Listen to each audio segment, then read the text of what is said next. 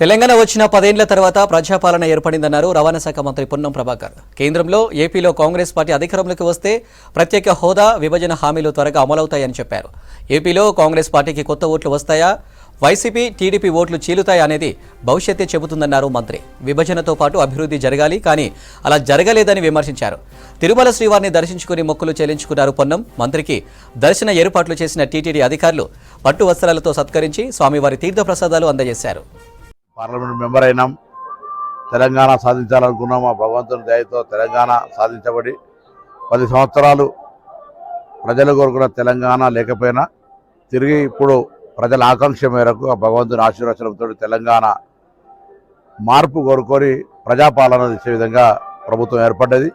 అందులో శాసనసభ్యుడిగా, మంత్రిగా మేము ఇచ్చినటువంటి హామీలన్నీ అమలు చేసే విధంగా ఆ భగవంతుని ఆశీర్వచనాన్ని బలాన్ని ఇవ్వని అడుగుతాను. తప్పకుండా ఇది ప్రజల యొక్క పాలన కాబట్టి ప్రజాస్వామ్యయుతంగా ముందుకు పోయేటువంటి విధంగా శక్తిని ఏమైనా భగవంతుని ప్రార్థిస్తా ఉన్నాం.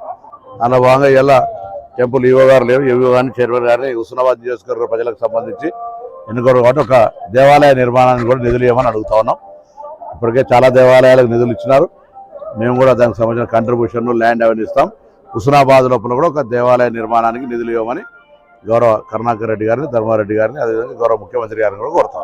ఇప్పుడు ప్రజలకు విశ్వాసం ఇస్తాను. కేంద్రంలో మా పార్టీ అధికారంలోకి వచ్చి ఇక్కడ అధికారంలోకి వస్తే తప్పకుండా ఆంధ్రప్రదేశ్కు రావాల్సినటువంటి అన్ని విషయాల అభివృద్ధి కావచ్చు, హక్కు కావచ్చు, అవి ఇస్తాము. కాంగ్రెస్ ఇన్ ప్రిన్సిపల్ గా మొత్తం అగ్రిమెంట్ చేసింది రాజ్యసభ లోపల ఆనాడు ప్రధానమంత్రి. సో ప్రజలు ఆ అంశాన్ని గమనించాలి. విభజన అనివార్యమైనప్పుడు తెలంగాణతో పాటుగా ఆంధ్రాకి ఏం ప్రయోజనం కలవాలి, అన్నదమ్ములు వేరుపడ్డట్టుగా ఇద్దరు కూడా బాగుండాలి కుటుంబం.